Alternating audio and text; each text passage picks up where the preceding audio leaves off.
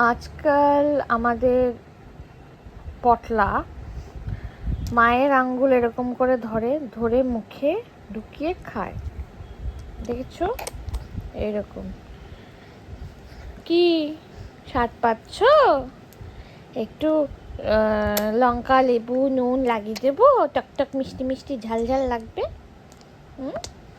লাগবে, খাবে? কি যে মজা পাচ্ছে জানি না, কিন্তু খেয়েই যাচ্ছে। এটা খুবই স্বাভাবিক একটা জিনিস। নতুন বাবা মা মানে নিউ বর্ন বেবিজ পরে, মানে আফটার 3 to 4 months পরে এটা নর্মাল। ওরা এটা করে থাকে। জামা কাপড়, আঙ্গুল, নিজের আঙ্গুল, মায়ের আঙ্গুল, বাবার আঙ্গুল চাটে।